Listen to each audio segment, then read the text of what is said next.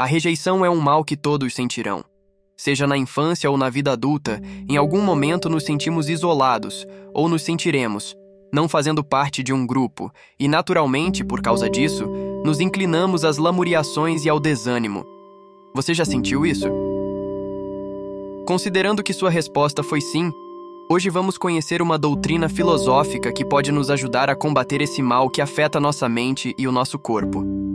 Estamos falando do estoicismo, a corrente filosófica que começou na antiga Grécia e espalhou-se pelo Império Romano, ganhando força e notoriedade com grandes filósofos como Sêneca, o jovem, e Marco Aurélio, o imperador filósofo. Número 1. Há coisas que dependem de nós e coisas que não dependem de nós. Essa pode parecer uma lição um tanto quanto óbvia, porém, não a aplicamos. De fato, nos parece racional que não controlamos quase nada, a não ser nossas próprias ações. Assim, quando nos sentimos rejeitados por alguém, por exemplo, devemos compreender que essa é uma escolha do outro e eu em nada posso interferir. Essa ideia, porém, expande-se para além dos muros da convivência social. Se observarmos a natureza, perceberemos que cada ser faz aquilo que lhe cabe e, por isso, vive em harmonia com o seu entorno. A semente, sabendo da sua natureza, não busca ser um pássaro ou uma rocha. Vive como semente e faz o que lhe cabe, que é desenvolver-se. O mesmo ocorre com os animais, que por suas distintas características estão fadados a seguir a evolução natural e viver conforme suas capacidades.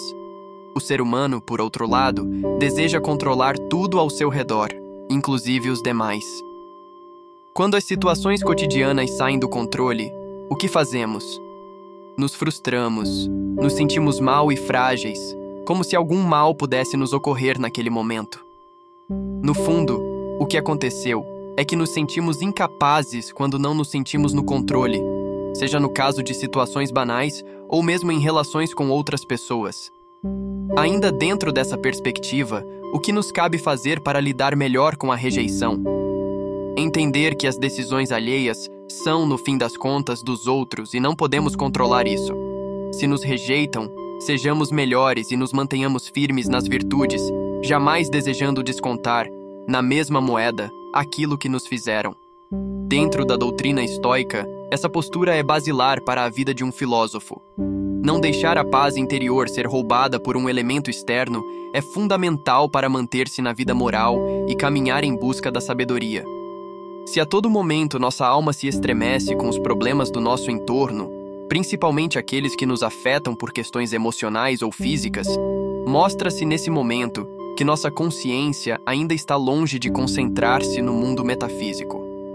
Número 2. Busque o autoconhecimento. Para ser capaz de concentrar-se no que lhe cabe fazer, é preciso, antes de tudo, conhecer-se. A famosa frase do oráculo de Delfos se mantém atemporal e nos diz: "Conhece-te a ti mesmo e conhecerás os deuses e o universo." Para lidar com a rejeição, é preciso saber diferenciar o que é real e o que não é. Peguemos um exemplo banal. Imagine que uma pessoa de cabelos brancos fique chateada com outra por apontar essa característica física. Por que se irritar com a verdade?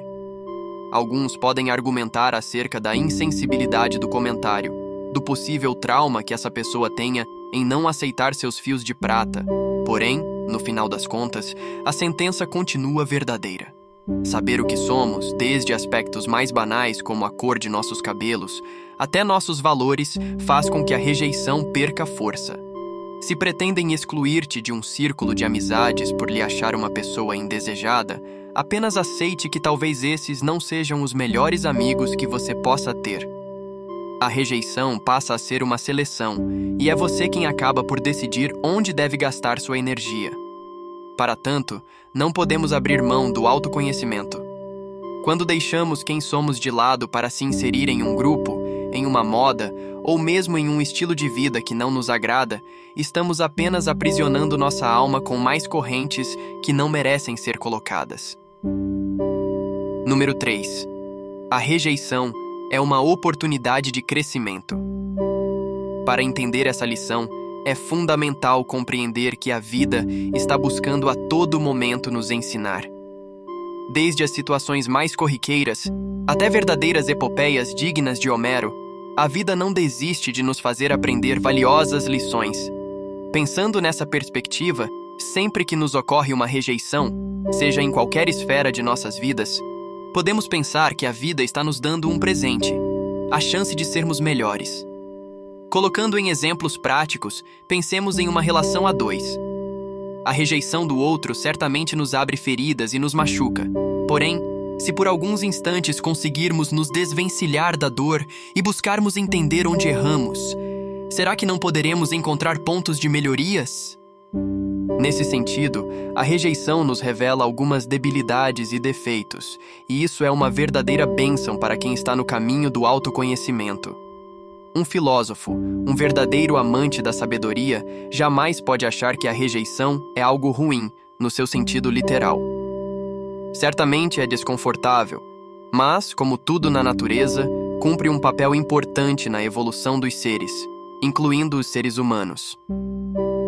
Número 4. Aprenda a ser resiliente. Se alguma característica pode ser atribuída aos estoicos, é a resiliência, ou seja, a capacidade de dobrar-se e sofrer pressão sem perder sua forma.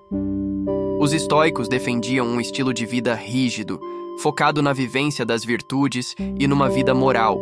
Logo, nada justificava os erros e declínios que vez por outra eram cometidos. Se pensarmos nessa virtude como uma forma de suportar a dor e não deixar moldar-se pelo que o meio lhe impõe, ser resiliente é fundamental para sobreviver em meio às rejeições. Dizemos isso pois sabemos o peso emocional que isso nos causa, ainda mais se ocorrer de forma sistemática. Nesse processo, não abrir mão de encontrar a si mesmo e reconhecer sua verdadeira identidade é fundamental, e isso só é possível sendo resiliente. Sejamos francos, se fosse fácil alcançar nossa verdadeira essência, a humanidade estaria vivendo uma realidade completamente diferente da qual estamos hoje. Aprender a suportar a dor, entretanto, não se trata somente de sofrer e não adaptar-se a novas situações.